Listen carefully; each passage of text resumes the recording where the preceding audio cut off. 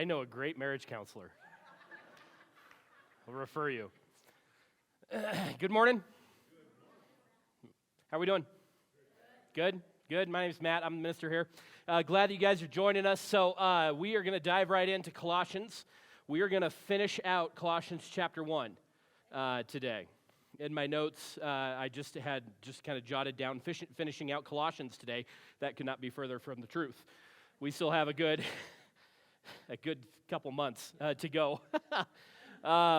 So if you're new with us or relatively new with us, we have just been doing a deep dive into Colossians together over the last several weeks, going sometimes verse by verse, if not just little section by little section, and just diving deep into what Paul said 2,000 years ago to this group of Christians meeting together in Colossae and just making application to our lives as well. And so just kind of the shameless plug is if you missed anything or if you're new, please feel free. All of the past messages are online on our website. You can grab them there. Everything, in a sense, builds on each other as we move through Colossians here.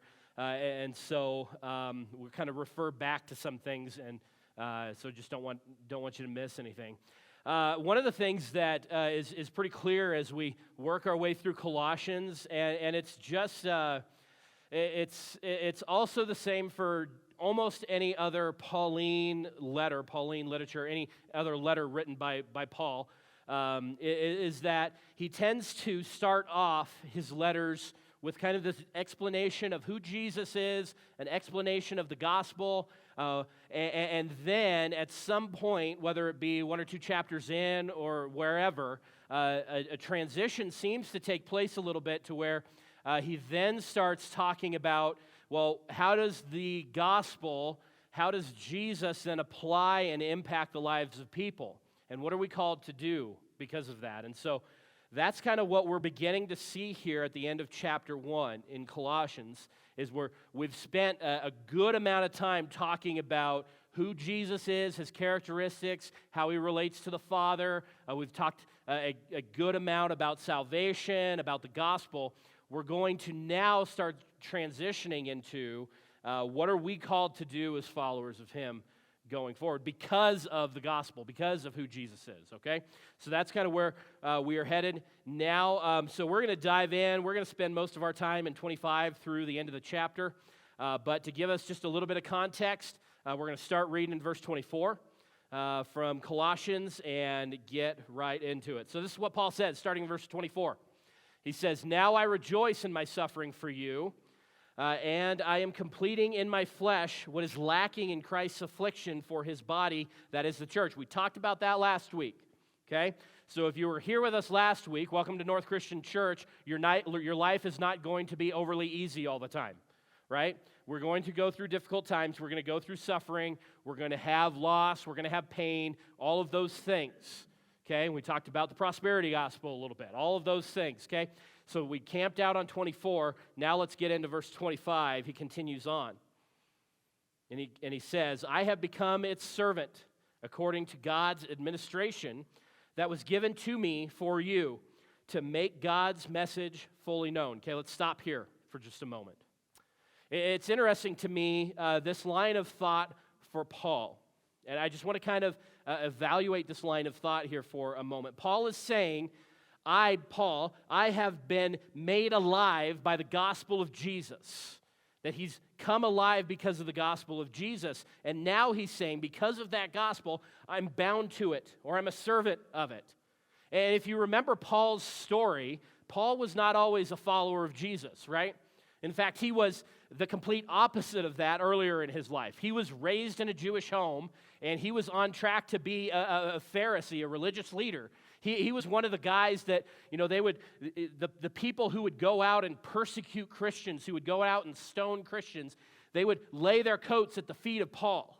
Okay, he was one of these guys who was on track to wipe out the church, wipe out Christians from existence. And as he, in the book of Acts, where we read, as Paul is making his way down the road, he's carrying papers in order to execute these orders again, right? And he's on his way down this road. He has an encounter with Jesus on this road, and it changes his life. It changes his life drastically. And he comes out of that then a powerful witness and a powerful messenger for the gospel of Christ. This is what he's referring to. He came alive because of Christ. Many of us know what that's like to come alive because of Christ, don't we? Our lives change. Our lives were this. We were on this road. We were on this trajectory in life. And all of a sudden, but God, right? But God intervened in our lives. But God intersected in our lives in some way. And now we're going on a totally different path. Some of that is our stories, isn't it? Right? That's what he does. All right, so Paul is saying, I've been made alive by Christ, or by the gospel of Jesus Christ. And now he says, I'm bound by it. I'm a servant of it to you. He's talking to the Colossian people here, right? I'm a servant of it to you.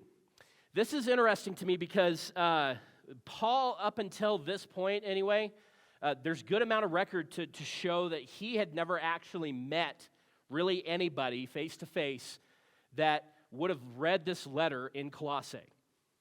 Like the church that was meeting in the town of Colossae would have never met Paul. Paul did not plant that church necessarily, but he felt obligated to it. Here's what happened.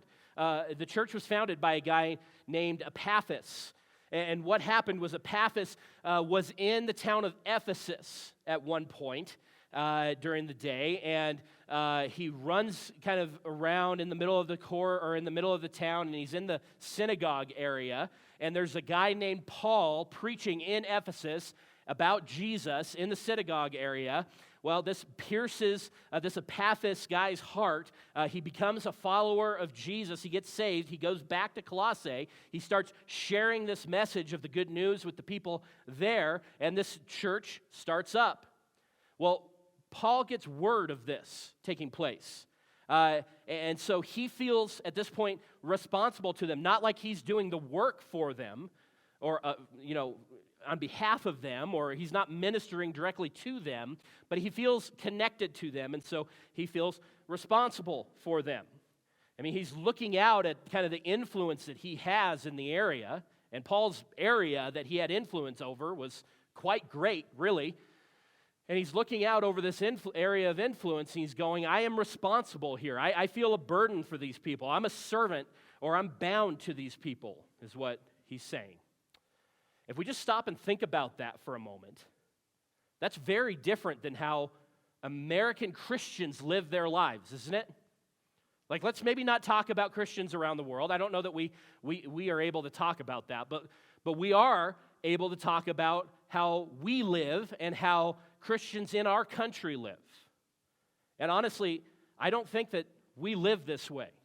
I don't think we have this vision for people the way that Paul had than 2,000 years ago. This is a far different view than most of us have. We tend to have this idea in this country where the idea of salvation is about us getting saved, and we are loved personally by Jesus, and God has his plan for me, and it's all about me and Jesus, and we're growing together, and I just spend all of my life following Jesus myself, and that's really it.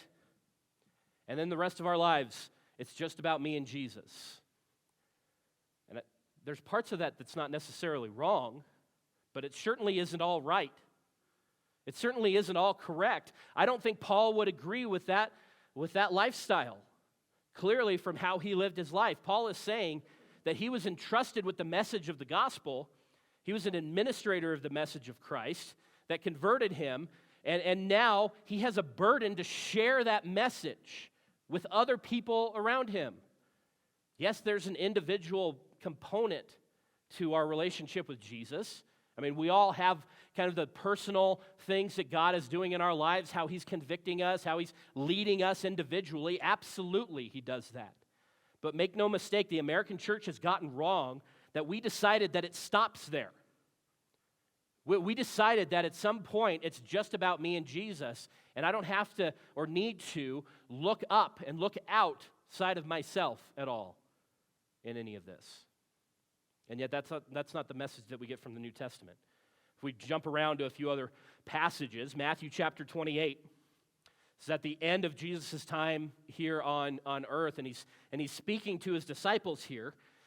Starting in verse 18, Jesus came near to them and said, "All authority has been given to me in heaven and on earth. Therefore, go and make disciples of all nations, baptizing them in the name of the Father and of the Son and of the Holy Spirit, and teaching them to observe everything I have commanded you. And remember, I am with you always to the very end of the age." We hear this passage a lot. If you grew up in church, you probably have this passage memorized by now. There's a couple things that we need to kind of make note of when we're looking at Matthew 28. I think three things, just really briefly here. First, Jesus was not just talking to his disciples here. I know that there's passages that we read and we want to just say, oh, that was meant for them then. Right? That was meant for the disciples or the early Christians then, and it doesn't apply to us. No, Jesus was in fact talking to everyone who follows Jesus, who is a follower of Christ. That means you, me, everyone who follows Christ. And then we sometimes go, well, okay, maybe we can get around the idea that, it does stretch out 2,000 years later, and maybe Jesus is talking to people now as well. But surely he's talking just to people who are called to do stuff like that, right? Surely he's talking about ministers or pastors or elders or deacons or ministry leaders or whoever, right? Missionaries. Maybe that's who he's talking about. Funny, that's not what my Bible says, right? That's not what it says. It's not just about a position or a place of authority. This is Jesus calling each one of us out to this mission. He's calling each one of us to go out and engage in making disciples of people around us. And let's continue on with that line of thought. The second thing that I just want to briefly mention. If you look at verse 19 there, the first word in that verse is go, right? Go, therefore, and make disciples. That word is a passive word. We don't necessarily get this in English, but when you dive down into the Greek of this, it's more of a passive word. And what that means is the idea of, as you are going through your life, make disciples. As you are going, make disciples. As you are living your life, make disciples. As you are doing what you do, make disciples. As you are interacting with your neighbors, as you are going to your job, as you are being involved with other parents in your school, make disciples of Jesus. That's what this is really talking about here.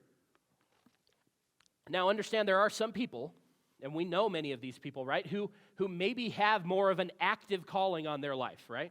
There's people who I believe God in some way said, you are supposed to go and do this. We know some of these people. Right? Brett and Evelyn Miller are good examples of this. They were longtime members of this church. We still consider them members of this church, other than the fact that for the last 10 years they've lived over in Eswatini, Africa. And they're involved with churches over there and leading a Christian college over there. And their story ultimately goes, they had a great life here, involved in ministry. Brett was an elder here at this church. And God said, yep, leave this comfortable life behind and go to Africa and do my work that I have planned for you over there. And they did, and they're doing it. And they're going to continue to do it because that active go for them is still engaging them. Other ones, Andy and Genesis Kohler, again from this church, active go to Ireland, start planting churches, start building up people, start discipling people. And they up and they went until God called them back home. And now they're still actively going. It just looks different now. He pastors a church out in the Bible Belt. And so I think for some of us, there are people who are actively called to go and do specific things. But this mandate here, this passive, as you are going, it's not just for certain individuals, it's for all of us. As you are going to your work, as you're going to your gym, as you're living in your neighborhood, go and make disciples. It's not a question. It's not even a suggestion. It's a mandate. Go and do this. Okay, let's read a couple more that make the same point. Paul says in 2 Corinthians chapter 5, verse 17 through 19, it says, therefore, if anyone is in Christ, he is a new creation. The old things have passed away, and look, the new things have come. Everything is from God, who reconciled us to himself through Christ and gave us the ministry of reconciliation. That is, in Christ, God was reconciling the world to himself, not counting their trespasses against them, and he has committed the message of reconciliation to who? To us. You mean the church in Corinth 2,000 years ago? You mean us as in just pastors or ministers or teachers or deacons or elders? To us. Meaning if you call on the name of the Lord, you're part of the us, right? If you're a child of God, then you're part of the us. Yes, it absolutely meant them 2,000 years ago, but it also means us now. We are the ones that are called to do this. You and I are saved from a life of sin into the mission of God. This is what we're called to be and do about. Another one we talk about here often, Matthew 4:19. Jesus went to them and said, "Follow me and I will make you fish for people." There's three elements in this. I don't want us to ever miss the three elements in this verse that we are called to as believers. We're called to follow Jesus. We're called to commit our lives to following him, of making him Lord of our lives. Secondly, we're called to allow him to change us. When he says, "I will make you," that's us allowing God to change us, allowing him to grow us and mature us, what we're going to talk about today, and do a work inside of us. But so oftentimes, I think we want to stop at just point number 2 and not continue on with it when he also calls us to the mission. He says, "I will make you" what?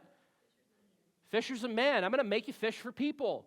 I'm going to call you out into the mission that you need to be a part of here. I think so oftentimes we want to do the first two things, follow him and allow him to change us, when in reality, we're also called to engage the mission of making Jesus known in this world around us.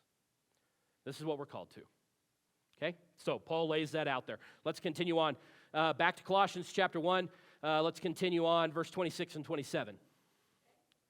And let me read part of this just to kind of get into it a little bit. So he says, "I have become its servant according to God's administration that was given to me for you to make God's message fully known."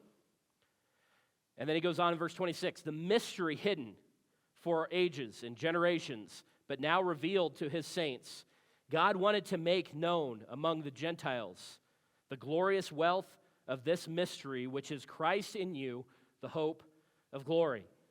Okay, so Paul is a steward of the mystery of Christ. You and I, if we are followers of Jesus, are stewards of the mystery of Christ as well. And so then you ask the question, well, what is the mystery of Christ? Well, let me briefly, if I can, explain how it all went down, starting back in the Old Testament. You have God's people who start to really develop an identity of themselves, of who they are in God's eyes, and they start to grow and grow and grow. And there gets to be more and more and more of them. And so what we read in Exodus and the following books is that God kind of establishes the law, and he establishes the way to worship him, and he establishes for them how to deal with things like sin and how to be near to him in his presence. And so he does for them things like tell them how to create places in order to worship him, and create places for his presence to reside. That's where we get the tabernacle and the temple. And he also designs these ways to worship him through the law and worship him through making sacrifices and burnt offerings for things such as sin in our lives, being one of them.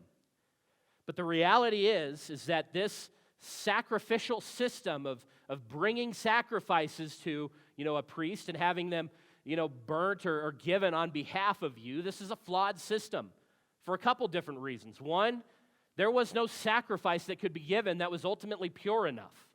And God desires completely pure. And so the sacrifices in and of themselves were not pure enough, and the sacrifices were ultimately being made by sinful men.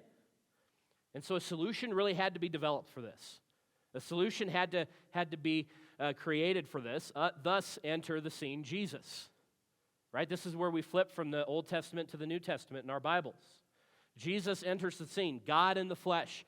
And Jesus abandons his divine nature in heaven, and he enters humanity, and he lives among us, and he ministers, right? And he preaches about this new kingdom that is coming, that he's ushering in. And then he goes to the cross, and he dies as a sacrifice for us on the cross. And here's the difference. He is the pure sacrifice, Hebrews talks about. He is the only pure sacrifice that could be made. He is a pure sacrifice, and it is only through Jesus and Jesus alone that we are saved, period. That's it. No other sacrifices are good enough. No other sacrificial systems are good enough. It is only through Jesus that we are saved. And so when Paul talks about the mystery here in verse 27, he says the mystery, which is Christ in you, is being made known. He tells you what the mystery is. And this is a change that was taking place now in this time frame. Really soon after Jesus was crucified on the cross and he was in the grave, and then he came out of the grave 3 days later and he went back to heaven. You know, and in a relatively short amount of time after that, the word was still getting out about what really this meant and how it really impacted people around them. And the reality is one of the mysteries that is solved in and through Christ is the reality that the temple and the tabernacle are now irrelevant. Because we no longer need to go to a place in order to make a sacrifice. And we no longer need to go to a place in order to be near the presence of God in our lives. This is the difference. It's now in us. We are the temple. We are God. If you are a follower of Jesus, then you have God's presence in you. You don't have to go anywhere. And even more than that, Christ being in us means we no longer have to, travel or make these sacrifices or go to the tabernacle. He resides in us. He is in us. Wherever we go, we take him wherever we go. Now, make no mistake here. So let's bring it really practical just for a moment to where we're at right now. This is just a building, right? This is just a building. There is nothing sacred or necessarily special about this place. I think so oftentimes we over-spiritualize things in our lives. And I think so oftentimes we can think of a church. It's got church on the name, or it's got, on the outside of the building, or we've got a cross as you come in the door pasted on the outside of the building. That means that this is, a different type of building than any other building around town. I've looked in these walls, right? I've seen what's above the grid, the ceiling in this place. It's not pretty, right? We had a leak at the other side of the building just last week. It was not dripping holy water, right? It was dripping melted snow. That's just the reality of it. And it was coming down dirty because there's dust up there. This is literally just a building. There is nothing overly special about this. Now, understand, we have set aside this building for a specific purpose, and let's not downplay that. Okay? This ground was purchased, this building was established here for the purpose of being used for the kingdom of God and growing God's kingdom. So let's not downplay that, but also let's not make it more than it is. It's simply a building built on a concrete slab with a metal roof on top. That's it. Okay? That's not an overly sacred place. And so, what we see in history is that God desired the mystery, okay, going back to Colossians. God desired the mystery, that is salvation through Christ and Christ residing in us. God desired the mystery not only to reside with God's people that we read about in the Old Testament, but continuing on in verse 27 there, he also wanted it to be made known to who? The Gentiles. The Gentiles. We ought to be awful thankful for that now, or else we would not be here, right? We would not be here. As we read through the book of Acts, the first about 9 chapters are pretty much only Jews coming to Jesus, Jews leaving Judaism behind and coming to Christianity and following Christ. But what we start to see taking place in about chapter 10 is that the first Gentile is saved. And from 10 on, the message of Christ begins to just explode throughout the known area. It starts to just to boom and to spread. And you have things like what happened in Ephesus, where somebody from a different town would hear about it and take it back to their town. And it would just continue to grow and grow and grow. And I think this is funny. And this is just a side note. It has nothing to do with what we're talking about. But in Acts 15, we read about how More and more Gentiles are being saved, and it's really just exploding. And the Jewish kind of background church leaders get together to discuss whether or not it's okay that God is saving Gentiles. And I'm like, this is like us, isn't it? Like, how often do we, this is totally side note, this is for free, okay? So how many times do we see a good thing happening, that God doing a good work, and we have to figure out, well, whether or not that's an okay thing to happen? Like, if that's an okay thing for God to be doing kind of underneath our watch. I found that funny. So the gospel is spreading now. It's spreading like wildfire through the known area. Gentiles are coming to faith, and this is where Paul then goes on these missionary journeys, taking the mystery, again, salvation through Christ, Christ in us, to the Gentiles, in which we are ultimately a part of that. Praise God, right? Yeah. Okay, so now we move on then, verse 28 and 29. He continues on. And this is where we're going to spend the rest of our time. He says, we proclaim him, warning and teaching everyone with all wisdom. We're going to come back to that little statement here in just a minute. So that we may present everyone mature in Christ. That's the reason why we are going back to the beginning of the sentence there. So we proclaim him, warning and teaching everyone with all wisdom, so that we may present everyone mature in Christ. And then he ends it, I labor for this, striving with his strength that works powerfully in me. Let's work this backwards a little bit, if we can. Paul is saying that he labors, he strives for this, meaning it is his life goal, it's his life goal, it's his life mission to proclaim this message that he is ultimately kind of bonded to, that he's ultimately kind of a servant to. And so he labors for it, he strives for it, and he says, if you're really looking there, the only reason why he's able to continue on is because of God's strength that works powerfully through him. Okay, this is not Paul going out and muscling his way through spreading the gospel. This is Paul leaning into the power that comes from God in order to go out and do this work.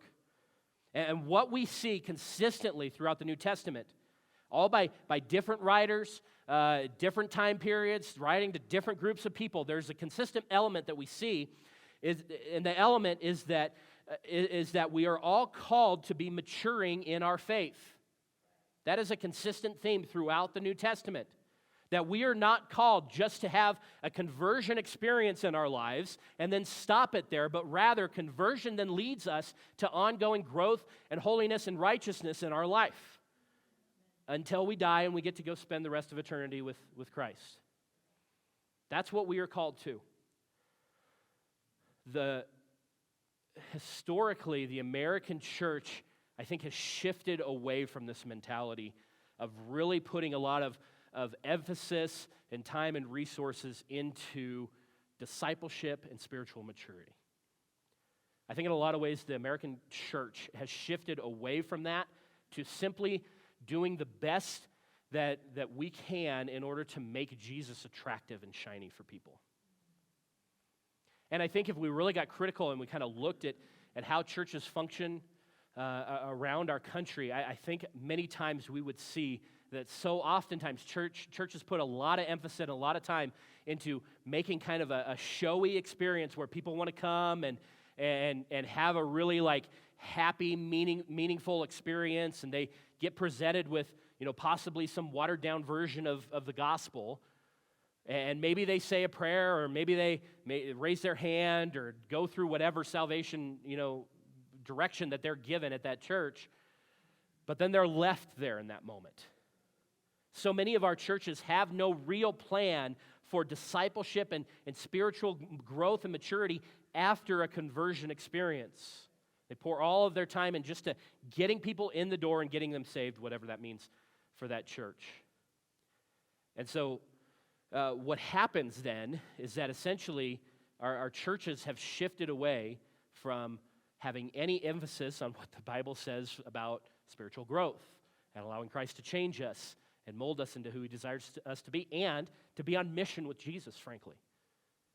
Churches have shifted away from that. So with that in mind, Paul starts this little section there in verse 28, giving us three ways, I believe, that we can move towards maturity in him, giving us three things that we can actively be engaged with ourselves in order to bring upon maturity in our lives. So let's work through these. We're going to spend most of our time on number two. I almost said number 6. You're like, whoa, hold on a second. We don't have time for that. My little clock says I have 6 minutes left. That's hilarious. So the first one is this. If you're new with us, you don't have any idea what that's about, but Matt's been a little wordy recently. Okay, the first one is this. We proclaim him. Not helping the situation. We proclaim him. We talk about him. We spread the message about Jesus. We proclaim the message about the gospel of Jesus. And through this, if you've ever been engaged in really trying to share Christ with people around you, you know that it does bring about spurts of growth and maturity in your life. It does spur on these moments or times where we're like, man, if I'm going to do this, I need God more than anything else in my life. And so we grow and we mature through the act of promoting Christ and building his kingdom wherever we are at. And so what we see through the New Testament is that as we are proclaiming Christ, if we are not sharing the gospel, and if we're not reflecting the gospel in and of ourselves, then we're not actually sharing an accurate a view of the gospel. And so what we have to do is we have to make sure that Christ is central to our message. If we're going to go out and we're going to proclaim, then we better be proclaiming Christ and Christ alone. And if we're going to go out and proclaim Christ alone, we better be living it in our lives as well. We can't go out and proclaim something that we ourselves have not committed to our own lives. We cannot go out and proclaim something that is not also central to our lives. Our proclamation needs to be a reflection of our life's central message, and that central message should be Jesus. Okay? So we can grow and mature because we go out and we proclaim him. Okay, let's look at number 2. We warn of sin. We warn of sin. This gets into an unpopular territory or an unpopular reality in reality. That was redundant. In Genesis chapter, it's off the rails. In Genesis chapter 1 and 2, we see God place Adam and Eve in the Garden of Eden, and everything is good, and He gives them everything, and He gives them the promise that He's going to walk with them and be with them, and He says, you can have everything in this garden except for do not eat of this one tree, or you will what? Or you will die, right? God says, you can literally have anything else here, plus my presence with you, but do not eat of this one tree or you will die. That's Genesis chapter 2, verse 17. Pretty basic understanding there. Pretty basic instruction here. Then in Genesis chapter 3, the serpent makes his way into the picture and deceives Eve, but let me be clear here, okay? Let me be clear. Her idiot husband was standing right there next to her being passive. Okay, so don't ever, and guys especially, like we can't ever get in this mode where it was like, oh, it was the woman's fault. Yeah, he was standing by just being passive about the whole thing. So anyway, so it comes and deceives Adam and Eve. They eat of the fruit, and what happens next? Do they die? No. At least not physically, right? At least not physically. What happens to them? Well, they get exiled out of the garden. Adam has to work the ground, and there's going to be labor pains, and all these different things now are kind of added to the equation. But do they die? Well, not physically in that moment. Some would make the argument here that this is talking about a spiritual death, and I can get there to a point. I can get there to a point because whenever sin enters the world or sin enters your life, then there is death, right? There is death associated to that. But I also believe that God was not kidding here when he warned them that they would die.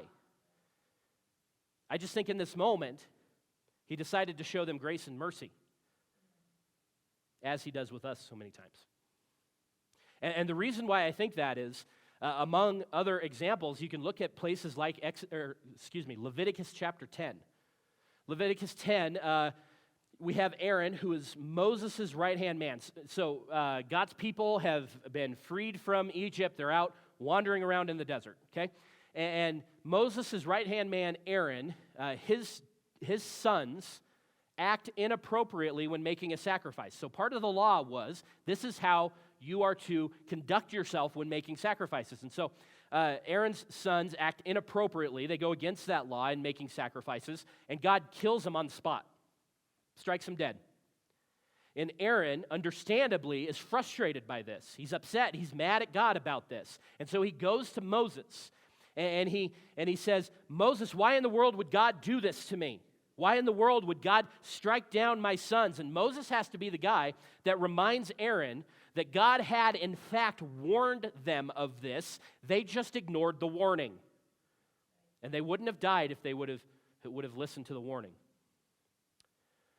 I mean, here's the reality. God is a just God. That is not overly popular, but that is the reality. Yes, God is merciful. Yes, God is gracious. Yes, God is loving. Yes, God is all of those other nicer characteristics and attributes that we would rather talk about.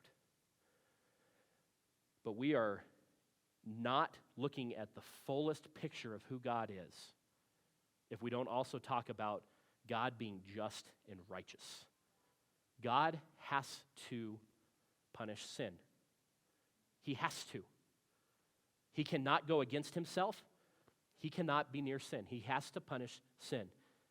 And so he is going to do that. And so with that in mind, and with the reality that God does in fact punish sin, so many of us still downplay the importance of maturing and growing in Christ.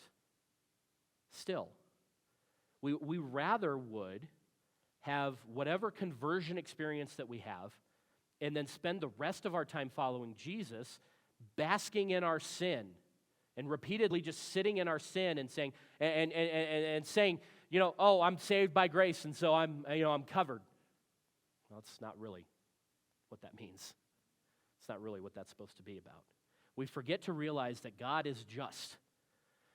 And God has been gracious to us, and he continues to be gracious to us. And even in our sin, and sometimes even in our intentional sin, he allows us grace and mercy. But understand, God has the full ability to strike us dead in order to punish sin. He does. And one day, enough will be enough. And one day, he will punish sin. And so we need to take the warning here. This is not a hellfire and brimstone thing. This is just a reality of what Scripture says. Is that we need to make sure that we are not ignoring the warnings of God that are outlined in Scripture about how we live our lives. We have to get our minds around the fact that sin makes us deserve death from God, and it's only by the grace and the mercy of God that we even get warnings about sin in our lives to begin with. And we get to mature and we get to grow, we get to listen to these warnings in our lives. And honestly, we would be fools if we didn't listen to the warnings about our sins, and we would be fools if we did not grow because of these warnings. Plain and simple. So, we mature by proclaiming Christ. We mature by keeping him central to the message. We mature by listening to the warnings given to us. And third and finally, we can also grow by teaching with wisdom.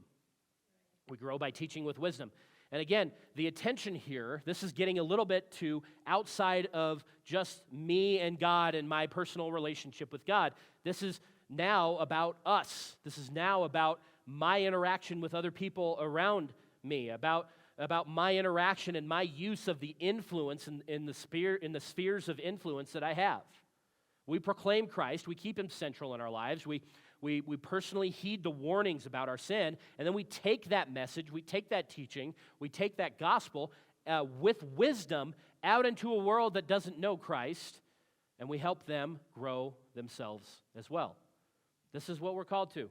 We're called to be engaged in the mission of Christ. And this is the foundation and the root of discipleship in our lives. If we make Jesus central in our lives, we personally begin allowing Christ to kind of mold us and shape us into his image. And then we go out and we help others experience that very same thing. And we use wisdom that can only come from God in order to do that. This is exactly what Matthew 28 is saying, and Matthew chapter 4, and 2 Corinthians 5, and so many others are saying about spiritual growth. We actively go out and we actively engage in the spiritual discipleship and well-being of other people around us. And we have to do this with wisdom. We have to do this with wisdom. And so then the question comes, well, how do we define wisdom? Well, I certainly don't define wisdom by how culture defines it around us. Certainly don't define it that way. I think we need to be careful about the things that we say and the things that we do and whether or not it aligns with the message that we claim to believe in and want to proclaim in the world around us. We have to be careful about these things. I think so many of us can hear little sayings or have these little phrases that can get tossed around that have really absolutely no biblical basis whatsoever, but they're not necessarily wrong fully all the time sometimes. But are they wise? And are they biblically based? Because not all wisdom from culture lines up with wisdom from God. And wisdom from God should be the thing that drives us. We have to be careful that the things that we say and the things that we promote and the things that we do in our lives are truly good and truly wise within the lens of a biblical worldview. Meaning, do we find our basis for what we do and why we say, the things that we say within the context of Scripture or within the context of culture around us? Because those are two very different things. I mean, here's an example of one. A couple weeks ago on social media, I saw this little saying. It was in a picture, and it got shared and liked quite a bit, which, if that's not your world, sharing and liking, and it used to be poking, it's not anymore, but they used to mean that it was like very good and popular and all that stuff. It was getting lots of ground. So I saw this one. I just made note of it. And the saying goes this way. You see if you know who said this. There's nothing either good or bad, but thinking makes it so. I mean, this is not even a close one, in my opinion, right? You know who said that? Billy Shakespeare. William Shakespeare. William Shakespeare. There's nothing either good or bad, but thinking makes it so. I think culturally, if you're just looking at your wisdom from culture, culture's going to tell you that that's a good thing, that it's a positive thing, that that's an accurate statement. But that can't be further from the truth that we read about in Scripture. Because all of a sudden, I mean, if you start following that line, all of a sudden everything is relative. There is no truth. There is no, definite anything. And yet I think oftentimes we read things maybe like this that aren't even this clearly not scriptural. We read things like this and we think, oh, that sounds good. And so we share it or we post it or we say it or we spread it around or whatever the case may be. And ultimately, what we're doing is we're muddying the waters. When people are looking at our lives, looking or listening to the message that we're saying about Christ, and then going, well, what does this mean? How does this fit into the whole picture of everything? And it muddies the water there, and it muddies our testimony of Christ in our lives. Make sense? You with me? Okay. I want to breathe a little bit. We've come to the end of chapter 1. Congratulations. Right? How are we doing? So, as we have been, let me just ask a few questions as we kind of wrap up this time here together for us to consider. And again, so many of these are just built upon the same things that we've been talking about over and over for the last several weeks. Okay, so question number 1, what truly is central to my life? What truly is central to my life? This idea of dealing with idols in our lives, we have been talking about over and over for the last several weeks. But ultimately, this idea of dealing with idols that we have in our lives, that is the things that we prop up in our lives as more important or more central in our lives than Christ. And often what we do, I think, is we do this with things that aren't necessarily sinful or wrong or bad. So oftentimes, I think the things that become idols in our lives are ultimately can be positive things, but we've just made them the thing in our life, and all of a sudden our lives revolve around that one thing instead of around Jesus. And that becomes an issue. And then all of a sudden we have this idol of whatever it is that's central to my life rather than Jesus. Give you a couple examples. Putting an emphasis on our kids is not a bad thing. In fact, it is a good thing, right? We're called to raise our kids. We're called to teach them and educate them and train them up. right? But making our whole lives about our kids only turns them into an idol for us. And how many people do we know? Okay, I hope you make it personal for yourself, but just to relieve the awkwardness of maybe a little bit, how many people do you know who live their life only focused on their kids? They're in 1,500 sports. They travel 1,000 miles a weekend for their kids to be involved in all these things. They put all this money and all this emphasis into their kids attaining this American dream or getting, my kid's going to be in the NFL. No, he's not, actually. Statistically, he's not. Right? Or my kid's going to do this or that or whatever, and they spend all their time only focusing on their kids, and they neglect to do the most important things in their kids' lives, like discipling them into a relationship with Jesus, and then they wonder why the church failed them when the kids grew up and graduated high school, went into college, and didn't have a relationship with Jesus. Well, it's because maybe as parents we dropped the ball. Maybe as parents we didn't disciple our kids the way that we were ultimately called to. And so again, something good, as in pouring into our kids, can become a bad thing. Another one, having a commitment to our job. Not a bad thing, right? It's not a bad thing to work hard at what you're doing. In fact, that's what God calls us to. But making our whole lives about our job suddenly becomes an idol in our lives. Suddenly, when we are only chasing a paycheck, or we're only chasing a promotion, or we're only, working 90 hours a week every single week and don't give a care for anything else in our lives, all of a sudden, our job has become the central part of our life and nothing else exists outside of it. And all of a sudden, something good, like a job or kids or something else, becomes the main thing, and it's no longer Christ first in your life. Okay? Question number 2. What sin am I refusing to turn away from? What sin am I refusing to turn away from? Again, God is merciful, God is gracious, God is loving, but God is also just, and God will punish sin. And let us not forget that. We need to be careful when we say things like, I know that what I do is sin, or I know I'm living in sin, but I'm saved by grace, so I'm good. Right? That's a dangerous thing to say. Paul says, like in Romans, he talks about how when we come to Christ, we die to our old selves, and that all the things that we do, all that previous life, all that previous sin, we die to that as well. And how dare we continue to just let sin run rampant in our lives? It's like taking Christ to the cross again and again. When we die to our old selves, that means we die to everything from our old self, our old lifestyles, our old sin, all of that. And it should separate us. The newness should separate us from sin. Now, does that mean that we never sin? Absolutely not, right? Absolutely not. But God is gracious to us in this. But should we willingly engage in sin? And should we willingly just let it run rampant through our lives? Absolutely not. That does not glorify God. That does not bring us to maturity in Christ. Okay? Number 3. And final one. Am I proclaiming Jesus to others, or am I just keeping him to myself? Again, not a lot need to be said on this. None of following Jesus was ever meant for us just to be for ourselves. How we are living our lives needs to be proclaimed to the world around us. We're called to be on mission with Jesus. We're called to make his name great. And so how are we living our lives that proclaim Jesus is central in our lives?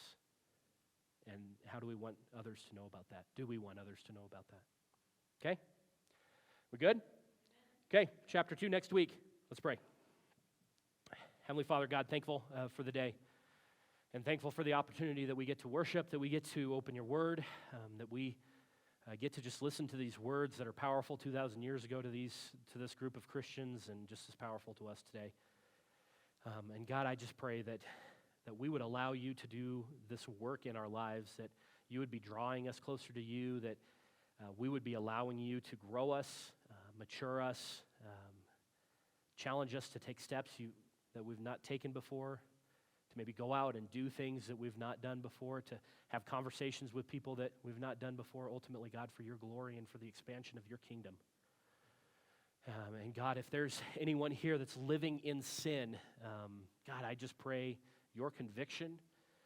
that is right and good always to be evident in their lives, and then for them to respond to that accordingly, and for us as the church to surround them and support them in that, God. And ultimately, let this not just be for us personally. Give us the strength and courage to step out and to take this message to the world around us that needs it so much. God, we thank you. Pray this in the name of our Savior, Jesus. Amen.